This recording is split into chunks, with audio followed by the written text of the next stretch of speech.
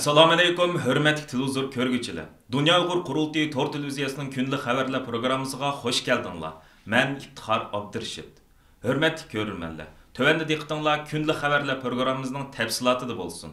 Amerika prezidenti Joe Biden 2021 yılı 23 dekabr günü Uyghur mecburi emkini aldın iliş kanun layihəsiga imza qoyub, onu resmi kanunga aylandırgan edi. Uyghur mecburi emkini aldın iliş kanunu bugün, yani 21 iyun seyşembe gündən itibaren resmi icra qılınışqa başladı. Mezkur kanun Amerika Tamujna ve Chegara Qoğdaş İdaresi, Ana Vatanning bexatarligini qoğdaş ministerligi, Tashqi ishlar ministerligining barliq bölümleri, Amerika Davlat Majlisi qatorliq munosabatli organlarning hamkorligi ve kuchli qo'llashi bilan ijro qilindi.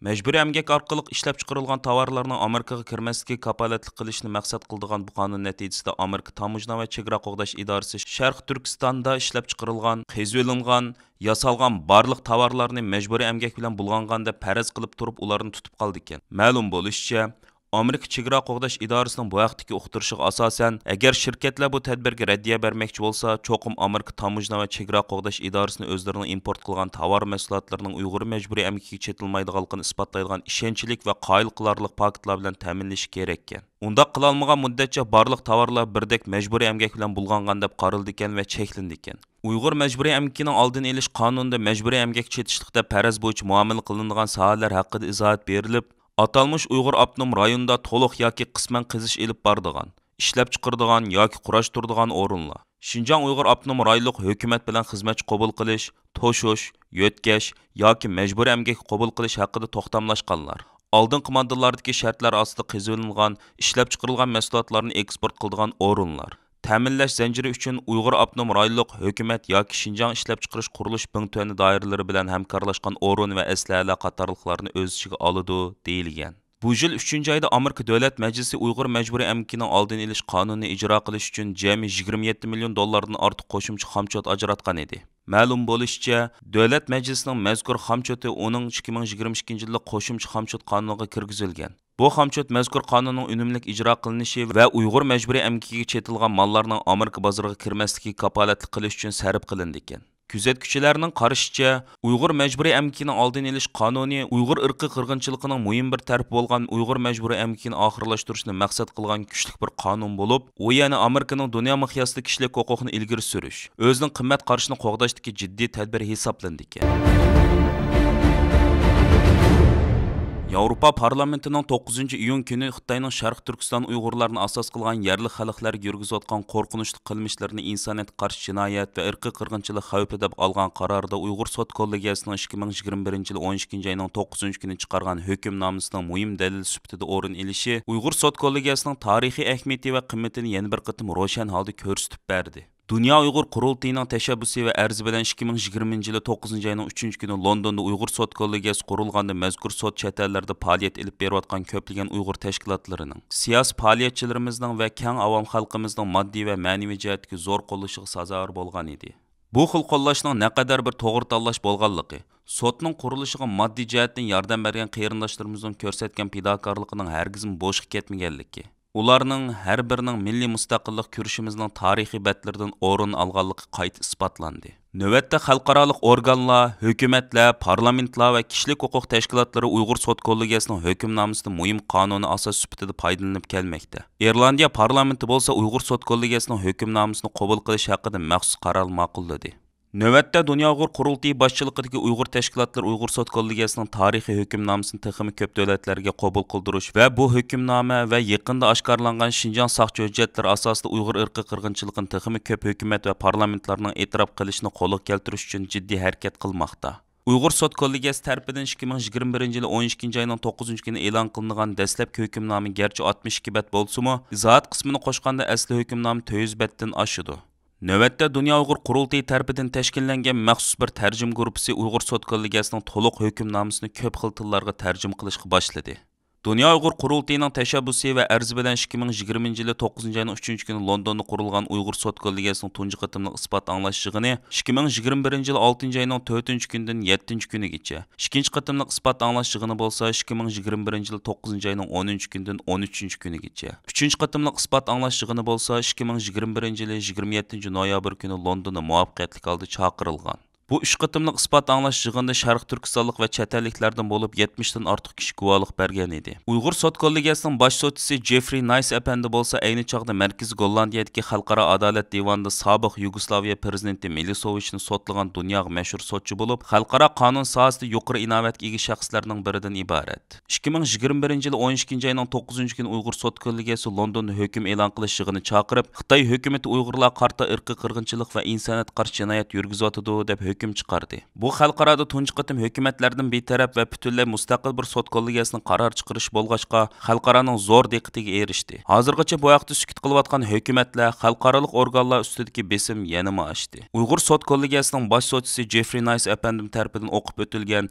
və şu gün Uyğur sot kollegiyasının tor betida elan qılınan 63 bətlik hökmnamada yana Xitay hökuməti tərəfindən Uyğurlar qarta ötküzgən irqi qırğınçılıq və insaniyat qarşı cinayətlərə Xitay Kompartiyasının baş sekretari Xi Jinping, atalmış Uyghur Abnum Raylık Partikomның sekretari Çin Çuango qatarlıqlarının bevosita javobgar ekanligi bildirildi. Xalqaralıq qanunshunoslarning qarashicha, Uyghur sot kollegiyasining tarafsiz holda chiqargan bu hukmi xalqaralıq organlar, parlamentlar va hukumatlar uchun zo'r qonuniy asos bo'la oladi. Shuning uchun Xitoy hokimiyati mazkur sotga buzg'unchilik qilish uchun bir davlatga yarashmaydigan razil vositalarning hammasini ishga soldi. Guvachilarga tehdit soldi, guvachilarning vatanlik urug' tuqqanlarini go'riga ilib, ularni majburiy ekranlarda so'zlitish orqali chet eldagi guvachilarga ro'yi azob soldi. Uyg'ur sot kollegiyasiga va uning raisi Jeffrey Nice әпәндimga qarshi embargo yurgizdi. Yaqında Amerikadagi kishilik huquq organlaridan erkinlik sariy Xitoy qatorliq mustabid davlatlar hokimiyatlarining Amerika tuproqlarida turib qilayotgan chegara halqagan besim siyosatining darajasi va ko'lami haqida bir atrofli doklad e'lon qilib, uni Amerika davlat majlisiga yo'llagan edi. Amerikadami bexatar emas, Amerika tuproqlaridagi davlat halqagan bostirish deb mavzu qo'yilgan bu dokladda Amerikada yashayotgan Uyg'urlar, Tibetlar, Hongkongliklar, demokratlar, o'qituvchilarning o'zlari kelgan davlatlardagi mustabid hokimiyatlarning tahdid, parakandchilik silish, nazorat qilish, piyg'i tushish va hatto jismoniy hujum qatorliq ziyonkashligiga uchrayotganligi tafsili yo'ritilgan. Dokladning asosiy nuqtasi Xitoy hukumatining chegara halqagan besim tashkil qilgan edi. Mana bu dokladda tilga ilingan jiddiy masalalar tufaylidan Amerika Davlat Majlisi qarmog'idagi Xitoy ishlari ijroiya komiteti bir isbot anglash yig'ini chaqirgan. Mazkur komitetning raislaridan Kengash palata a'zosi Jeff Merkeli әпәнди yig'inda qilgan ichilish so'zida Xitoy hukumatining Uyg'urlar, Hongkongliklar, Tibetlar, Xitoy o'qituvchilari va boshqalarga qilayotgan davlat halqagan zulmining erkinlik sariyi o'z dokladida qayd qilgandek, dunyodagi eng murakkab, olamshumul va keng ko'lamlikni eskartgan. U Xitoyning bevosita tahdid silish, parakanda qilish, nazorat qilish, yurtlardagi urug' tuqqanlari orqali besim qilish, piyg'i tushish va hatto jismoniy jihatdan ziyon yetkazish qatorli usullarni qo'llangandan sirt xalqaro soqchi organi, ya'ni Interpolni suiiste'mol qilayotganligini aytgan. Kengash palata a'zosi Jeff Merkeli so'zda davlat halqagan bostirishni bartaraf qilish uchun hukumatning barliq omillarni ishga solish kerakligini, buni bartaraf qilishda hukumat, davlat xavfsizligi, adliya, xazina, savdo qatorliq tarmoqlarning hammasining mas'uliyatini ustiga olish kerakligini, dunyo miqyosida tonishni o'stirib, mazkur davlat halqagan bostirish taktikalarining xalqaro sistemada umumlashishining oldini olish uchun diplomatik aloqalarni ishga solish kerakligini ta'kidlagan. Bu isbot anglash yig'inida guvohlik berish uchun Amerika Tashqi ishlar ministrligining fuqarolar bexatarligi, demokratiya va kishilik huquq ishlariga mas'ul muavin ministri Azra Ziya xonim va Amerika ona vatan xavfsizlik ministrligining xalqaro ishlarga mas'ul muavin ministri Serena Hoy xonim taklif qilingan. Oldi bilan yig'inda Azra Ziya xonim so'z qildi.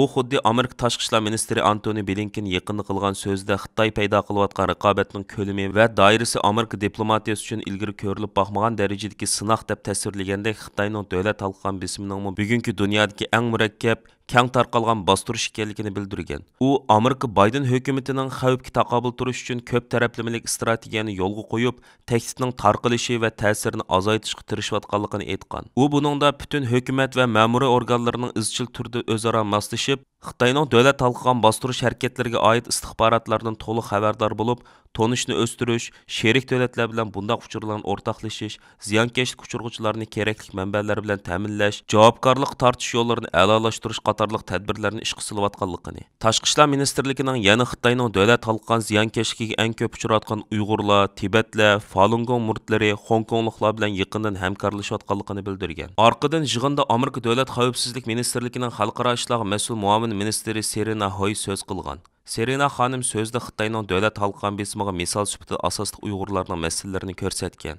Serina xonim so'zda Amerika Davlat xavfsizlik ministrligining Xitoyning davlat xalqan bostirish harakatining ziyonkashlikka uchurg'uchilar, jumladan diasporadagi Uyg'urlar bilan davomli aloqani kuchaytirganligini bildirgan. Serina xonim Uyg'urlar uchrayotgan bostirishlarni tilga olganda munolarni degan. Amerika va dunyoning har qaysi joylaridagi Uyg'ur jamoati tor hujumlarga, tehdidga, ijtimoiy aloqa suhbatlari orqali qilinayotgan parakandchilikka duch kelyotidi. Amerikada o'qiyotgan bir qism Uyg'urlar oilalarining iqtisodiy yordami Xitoyning besim bilan uzilib qolganligidan davomli o'qishdan mahrum qoldi. Ba'zi shaxslar bo'lsa Xitoyning soxta uchur tashviqotining ziyonkashligiga uchradi. Uyg'ur diaspora tashkilotlarining torbatlari va Uyg'urlarning el-xatlari tor hujumlarga uchradi. Xitoy hukumatı shaxslarni yollab universitetlarda Xitoyga foydali bo'lmagan namoyish va boshqa faoliyatlar qatnashgan tashkillagan Uyg'urlarga, Tibetlarga, Hongkongliklarga va boshqa kishilarga parakandchilik soldi. Eng muhimi, Amerikada yashaydigan Uyg'ur, Tibet va Hongkongliklarning Xitoydagi oila a'zolari doim o'chilish, tutib turish va chegaradan chiqishini cheklash qatorliq ahvollarga duch kelyotidi. Serina xonim so'zining davomida yana o'zlarining yuqoridagi masalalarni hal qilish uchun o'z qarmog'idagi har qaysi tarmoqlar bilan yaqindan hamkorlashib, ularni Uyg'ur jamoati va boshqalarning masalalarini hal qilishga harakatlantirayotganligini, buning Uyg'urlarning ko'chmanlik ishlarini tezlatish, bexatarlikka kapolat qilish qatorliqlarni o'z ichiga oldiganligini bildirgan. Serina xonim yana o'zlarining Amerikadagi Uyg'ur qatorliq jamoatlar bilan bo'lgan aloqani kuchaytirib, ularning masalalarini unumli hal qilishning yo'llarini izlayotganligini, bundan keyin bu xil tirishchanliklarning davomli kuchaytirilganligini bildirgan. Qisqasi, Serina xonim Amerika Davlat xavfsizligi ministrligining barliq amallari bilan Xitoyning chegara halqagan besimiga taqobil turish uchun to'liq va'da berdiganligini ta'kidlab o'tgan.